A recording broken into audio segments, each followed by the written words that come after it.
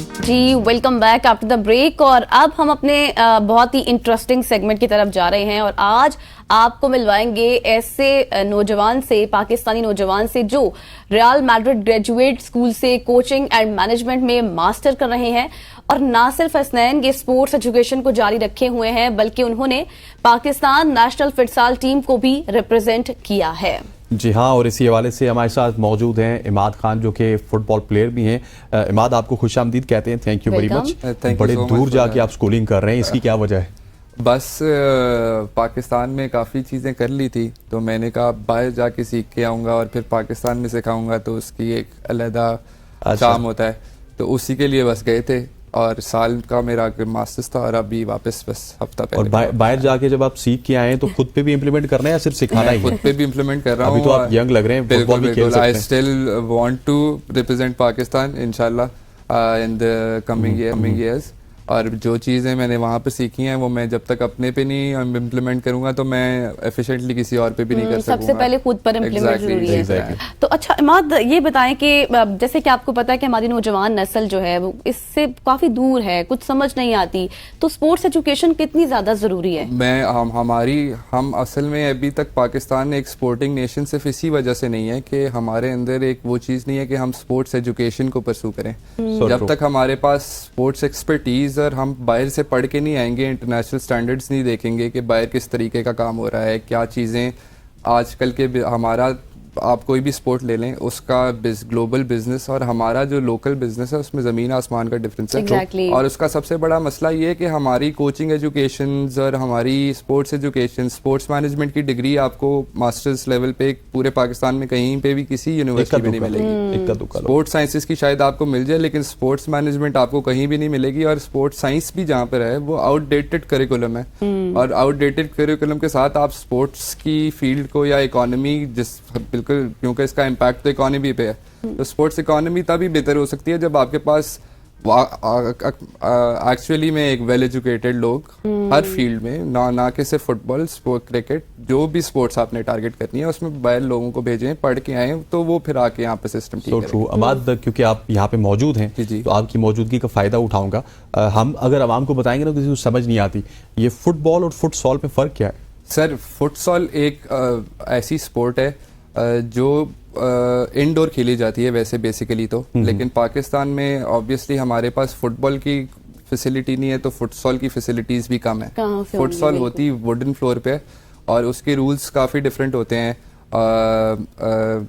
उसमें 5 लोग होते हैं, फुटबॉल में 11 on 11 होता है, फुटसॉल में 5 on 5 होता है और उसकी बॉल छोटी होती है, लो बाउंस होता है, उसमें बॉल में बाउंस नहीं होता, फुटबॉल की बॉल में सही बाउंस होता है। तो और बहुत मतलब टोटली डिफरेंट स्पोर्ट्स, आप ऑल टुगेदर टोटली एक डिफरेंट स्पोर्ट्स, उनको खेलने का तरीका अलग है, उसकी कोचिंग अलग है, उसकी ट्रेनिंग अलग है, दोनों स्पोर्ट्स की। लेकिन एक यंगर एज पे अगर आप बच्चे को फुटसॉल खिला रहे हैं तो वो उसके लिए बहुत अच्छा है अगर उसने फुटबॉल की डेवलपमेंट आगे कर जल्दी पिक कर लेगा। जी, क्योंकि वो एक छोटा कोर्ट है और बच्चों के लिए वैसे भी उनकी टेक्निकल एबिलिटीज पे काम ज्यादा जरूरी होता है और फुटसॉल में टेक्निकल एबिलिटीज ज्यादा आपको नजर आएंगी बजाय के फिजिकल फिटनेस। और जिस तरह फुटबॉल में हम देखते हैं प्लेयर्स बहुत ज़्यादा फिजिकली फिट होते हैं, उन्होंने भागना बहुत ज़्यादा होता है, तो वो फुटसॉल में ये होता है कि आप बच्चों को छोटी है और जितने आप इंटरनेशनल फुटबॉलर्स देखेंगे वो आप रिकमेंड करते हैं कि आप छोटे बच्चों को यंग एज पे फुटसॉल खिलाएं। तो पाकिस्तान में अब जैसे कि अभी आपने खुद बताया कि ये चीज़ है ही नहीं, तो कितनी किस हद तक ज़रूरत है? बहुत ज़्यादा ज़रूरत है असल में फुटसॉल में। पाकिस्तान में तो फिर भी हमारी फुटसॉल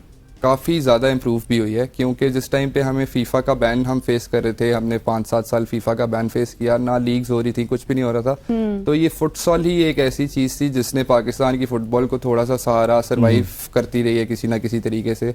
18 काफ़ी सारे रियल एस्टेट जाइंट्स आए फुटसॉल की, उसमें उन्होंने प्लेयर्स को पे करना शुरू किया और वहाँ से ये फुटबॉल का रिवाइवल शुरू हुआ है हमारे फुटसॉल से। क्योंकि हमारे पास कुछ भी नहीं था तो हम ये ऑस्ट्रोटर्फ की पिचेस आप पूरे पाकिस्तान में हर जगह देखेंगे आप, तो उसकी वजह से गेम आपकी सरवाइव कर गई है। वरना क्योंकि इतना सारा बैन था, ना लीग्स थी, कुछ भी नहीं था, तो वो सारे प्लेयर्स फिर अपनी फोकस उन्होंने फुटसॉल पे रखा है।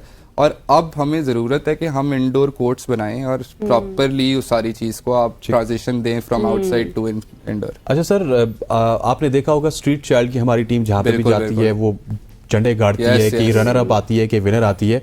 स्ट्रीट चाइल्ड में हम अच्छे क्यों हैं और हम दूसरी टीम में बहुत ही पीछे क्यों हैं, इसकी क्या वजह है? क्योंकि स्ट्रीट चाइल्ड में हम जाते हैं और हम खेलते हैं।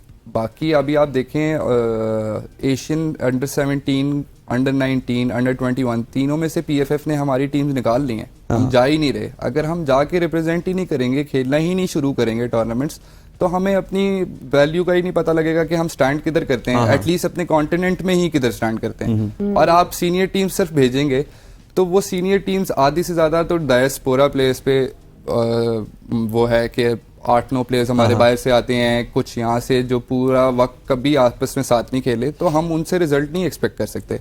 आपने रिजल्ट एक्सपेक्ट करना है, आप 5-7 साल अंडर 17 से शुरू करें, उनको टूर्नामेंट्स खिलाएं, विद इन 7 years वो अंडर 23 पहुंच जाएंगे या अंडर 25 पहुंच जाएंगे, तब आप उनसे रिजल्ट्स एक्सपेक्ट करें कि आपको एटलीस्ट वो कॉन्टिनेंट में कोई रिजल्ट देंगे। तो अब क्या ऐसा इंटरेस्टिंग किया जा सकता है कि नौजवान नस्ल को इस तरफ राग़िब किया जाए, तवज्जो दिलाई जाए? मैं आजकल काफी सारी कैंपेन कर रहा हूँ और बहुत सारे लोग हैं अब जो बाहर से पढ़ के आए हैं, लेकिन ये अब हुकूमत का या फेडरेशंस का काम है कि आप उनको एग्जैक्टली मतलब अभी हर पढ़ा लिखा बंदा मुझसे पूछ रहा है कि आप वापस क्यों आए।